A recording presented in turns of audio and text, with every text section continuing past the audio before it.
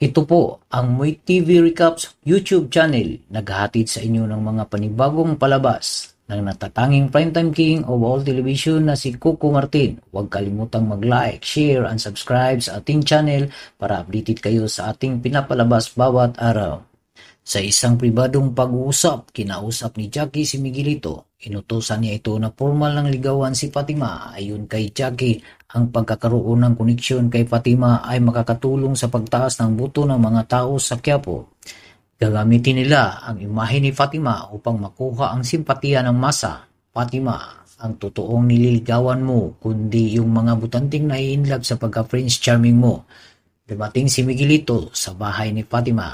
Laging gulat ni Fatima nang makita ito sa labas ng kanilang tahanan. Bitbit ni Miguelito ang isang buki ng bulaklak at bigla siyang lumuhod sa harap ni Fatima.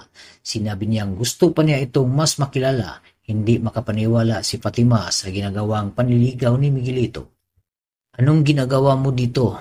Gusto ko lang ng pagkakataon na makilala ka ng mas mabuti.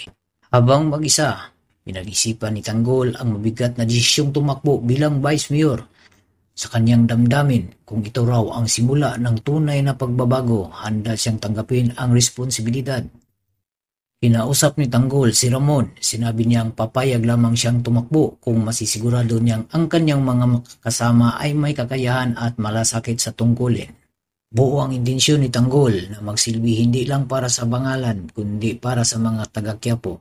Sunod na kinausap ni Tanggol si Chairman. Gulat na gulat si Chairman sa balitang tatakbo si Tanggol bilang Vice Mayor.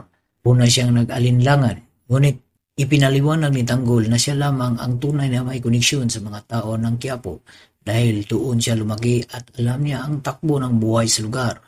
Napaisip si Chairman at kalaunan ay nagdesisyong suportahan si Tanggol. Ipinakilala niya ito sa publiko at inianunsyo sa harap ng mga taga-Quiapo sa pagka-Vice Mayor. Kinausap ni Tanggol si Ruda at binahagi ang kanyang layunin. Sabi niyang magtutulungan silang lahat upang maiangat ang buhay ng mga taga-Quiapo. Masayang tinanggap ni Ruda ang balita at agad niyang itinaas ang kamay ni Tanggol bilang simbolo ng kanyang suporta. Samantala, unti-unting lumabas ang tunay na layunin ni Olivia. Lumalapit siya sa mga tao upang kunin ang kanilang suporta. Ngunit sa likod nito'y ang pagbuo niya ng personal na plano para sa kapangyarihan. Nakikisama siya pero may mas malalim siyang motibo. Sa ngayon, kailangang magpakitang tao muna tayo para hindi mawala ang suporta nila sa akin.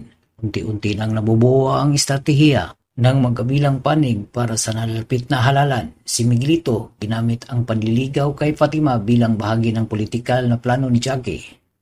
Habang si Tanggol, bagamat may pagdududa sa mundo ng politika, ay nagsimulang tanggapin ang hamon sa tulong ng kanyang malasakit sa Quiapo at suporta ng mga tao sa paligid niya. Sa kabilang dako, si Olivia ay nagpapakitang tumutulong, ngunit unti-unting lumilitaw ang tunay niyang intensyon. Sa gitna ng lahat ng ito, malinaw na ang laban ay hindi lang para sa posisyon, kundi para sa tiwala, katapatan at tunay na pagbabagong matagal nang hinihintay ng bayan. Maraming salamat sa panonood sa ating channel. Please like and subscribe for more daily updates of Moy TV Recaps. God bless all.